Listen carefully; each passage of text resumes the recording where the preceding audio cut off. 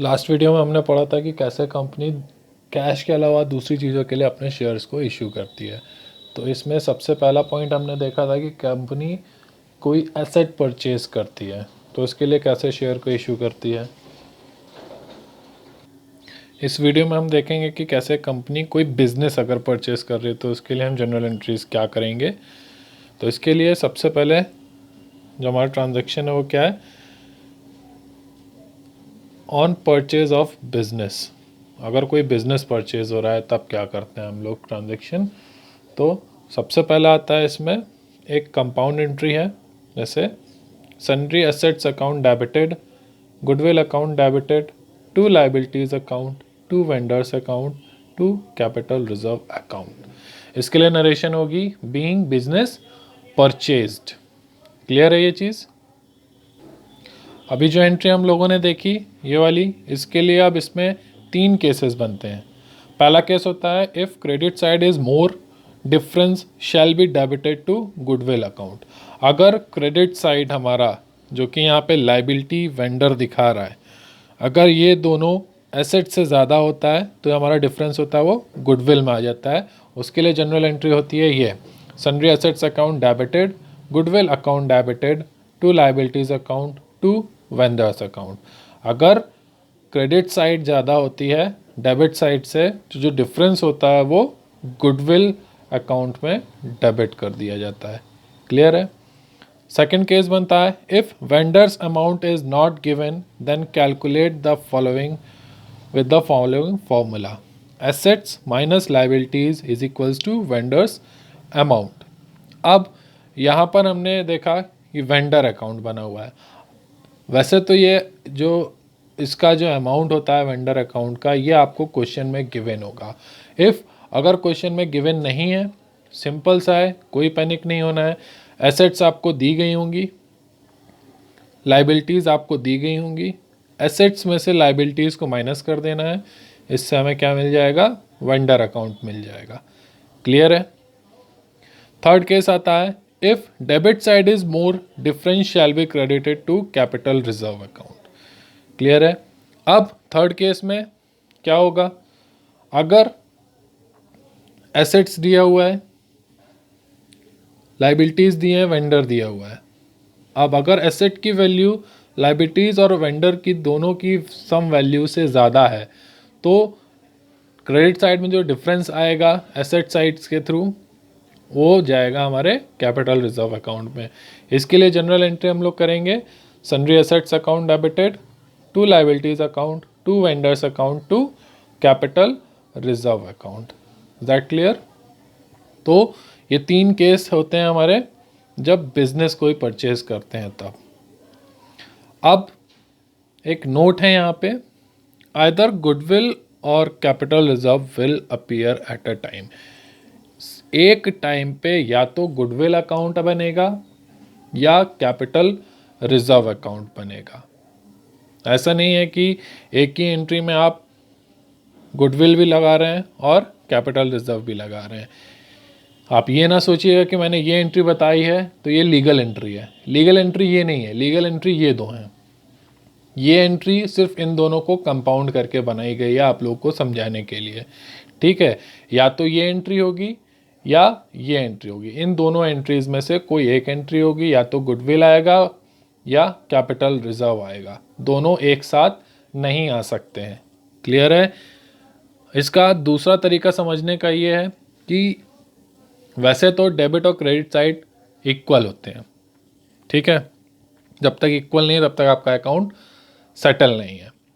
अब अगर asset sides में एसेट साइड की वैल्यू ज़्यादा आ रही है, मतलब डेबिट साइड की वैल्यू ज़्यादा आ रही है, क्रेडिट साइड की कम है, उस टाइम पे हम क्या करेंगे, कैपिटल रिजर्व डाल देंगे।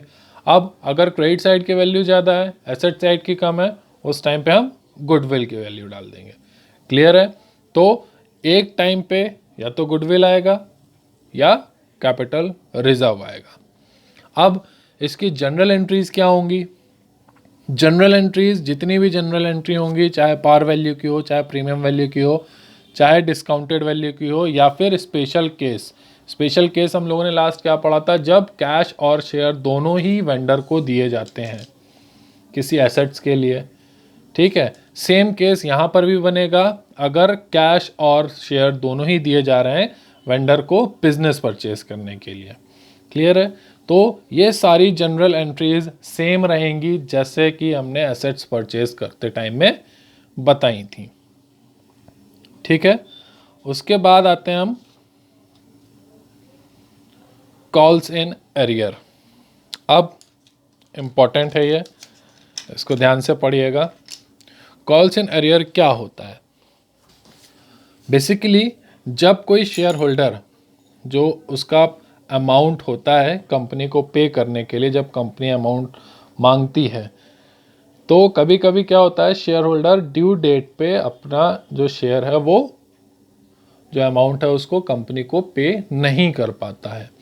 तो जितना अमाउंट कंपनी को पे नहीं किया जाता है या नहीं कर पाता है, ऐसे अमाउंट को हम लोग बोलते हैं calls in arrear account amount.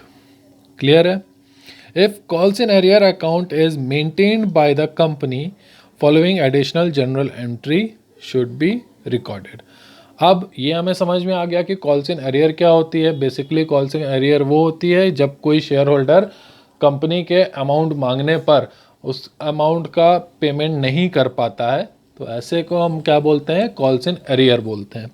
अब इसके लिए कंपनी अगर कोई स्पेशल अकाउंट बना रही है तो उसके लिए क्या जनरल एंट्री करेंगे, calls in arrear account to share allotment account और share first and final call account.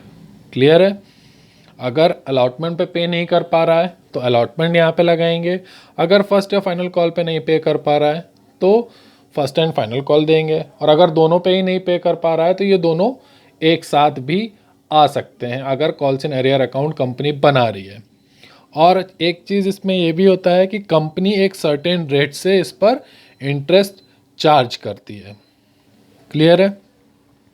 अब वो जो इंटरेस्ट रेट है वो क्या होगा, इसके लिए समझते हैं। पहला पॉइंट है इसके लिए, व्हेन AOA एसोसिएशन, ठीक, जो कंपनीज एसोसिएशन होती है या इसको हम बोल सकते हैं MOA,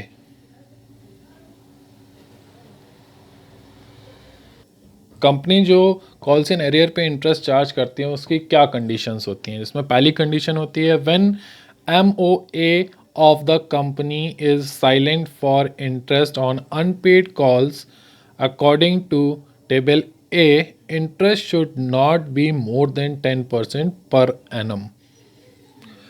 अब मेमोरेंडम ऑफ एसोसिएशन, क्लियर है, MOA जिसको शॉर्ट में बोलते हैं, अगर MOA के अकॉर्डिंग, अगर MOA में अगर इंटरेस्ट के लिए कुछ भी नहीं लिखा गया है, जो कंपनी का मेमोरेंडम ऑफ एसोसिएशन होता है, अगर उसमें इंटरेस्ट कॉल्स इन एरियर पर जो चार्ज किया जाता है उसके लिए कोई इन्फॉर्मेशन नहीं दी गई है, उस टाइम पे जो कंपनी के डायरेक्टर होते हैं वो अपने अकॉर्डिंग किसी भी तरीके का इंटरेस्ट नहीं चार्ज कर सकते हैं। उसके लिए जो मैक्सिमम लिमिट होती है वो होती है 10% per annum yearly, means 10% yearly ही इंटरेस्ट चार्ज किया जाएगा, इससे ज़्यादा नहीं चार्ज कर सकते हैं।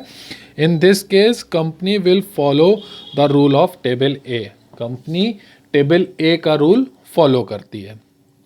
सेकेंड कंडीशन होती है when MOA of the company is not silent for interest, अगर कंपनी के जो मेमोरेंडम लिखा हुआ है या जो कंपनी का जो मेमोरेंडम ऑफ एसोसिएशन है उसमें अगर इंटरेस्ट के लिए स्पेसिफिक लिखा हुआ है कि आप उस पर इंटरेस्ट लेंगे, ठीक है, उस टाइम पे क्या होता है कि जो डायरेक्टर होते हैं कंपनी के वो एक स्पेसिफिक रेट ऑफ इंटरेस्ट से जो अनपेड कॉल्स हैं, जो कॉल्स इन एरियर हैं, उस पर इंटरेस्ट चार्ज करेंगी। क्लियर है ये चीज़? ये दोनों कंडीशन क्लियर है आपको? आगे बढ़ते हैं। ठीक, अब सिचुएशन क्या आती है, when calls in arrear is received with interest.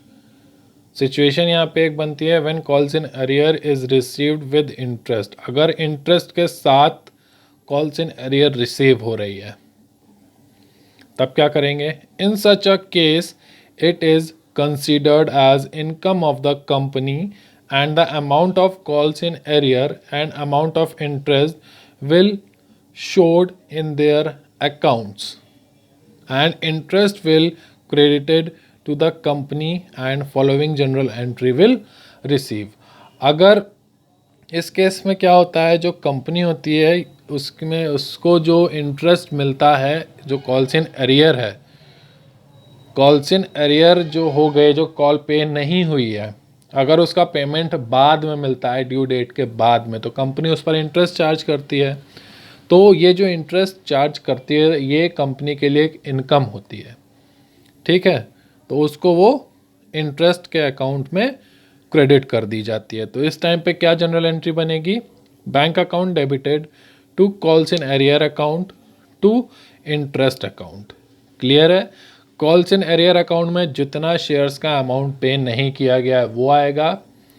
Interest account में ये जो अनपेड अमाउंट है इस पर जो इंटरेस्ट चार्ज किया गया है वो आएगा, और इन दोनों का एडिशन जो है वो बैलेंस फिगर होगा बैंक अकाउंट के लिए। क्लियर है। इसके लिए नरेशन क्या होगी, being amount of calls in arrear is received with interest. जो अमाउंट है कॉल्स इन एरियर का वो रिसीव हो गया है विद इंटरेस्ट। अब यहाँ पे एक क्वेश्चन होता है कि आपने सिचुएशन देख ली कि when calls in arrear is received with interest, और अगर इंटरेस्ट के बिना कॉल्स इन एरियर रिसीव हो रही है तब क्या करेंगे। तब सिंपल सा काम ये करना है कि ये जो हमने इंटरेस्ट अकाउंट यहाँ पे क्रेडिट किया है ये क्रेडिट नहीं होगा। क्यों, क्योंकि जो शेयर्स अनपेड हैं वो कंपनी को वापस मिल रहे हैं, तो ये इनकम नहीं है कंपनी की। क्लियर है। इंटरेस्ट होता है ये इनकम होती है, ये अमाउंट तो कंपनी को ऑलरेडी लेना ही लेना है। क्लियर है। तो उस टाइम पे जो जनरल एंट्री बनेगी bank account debit to calls in arrear, बस उस टाइम पे इंटरेस्ट को हम क्रेडिट नहीं करेंगे क्योंकि हमें इंटरेस्ट रिसीव नहीं हुआ है। तो ये जो इंटरेस्ट है और कॉल्स इन एरियर है इसके बारे में आपको जानकारी ऑलरेडी क्वेश्चन में दे दी जाएगी कि कितनी कॉल्स, कितने शेयर पे कॉल्स एरियर हो रही हैं या अनपेड हैं, कितने शेयर्स का अमाउंट अनपेड है ये आपको क्वेश्चन में स्पेसिफिक कर दिया जाएगा। किस रेट पर इंटरेस्ट लिया जा रहा है ये भी स्पेसिफिक कर दिया जाएगा। और इससे पहले जो हम लोगों ने एंट्री पढ़ी थी कि जब कंपनी इंटरेस्ट अकाउंट बना रही होती है तो उस टाइम पे जो एडिशनल जनरल एंट्री होती है, या कॉल्स इन एरियर जो अकाउंट बना रही है उस टाइम पे जो एडिशनल जनरल एंट्री होती है वो करनी है या नहीं करनी है, यह आपको क्वेश्चन में दिया गया होगा कि company calls in arrear account बना रही है या नहीं बना रही है। क्लियर है। तो इस टॉपिक को अच्छे से याद करिएगा क्योंकि मोस्ट इम्पॉर्टेंट टॉपिक है ये, ज़्यादातर क्वेश्चन में आपको कॉल्स इन एरियर की सिचुएशन मिल सकती है। क्लियर है।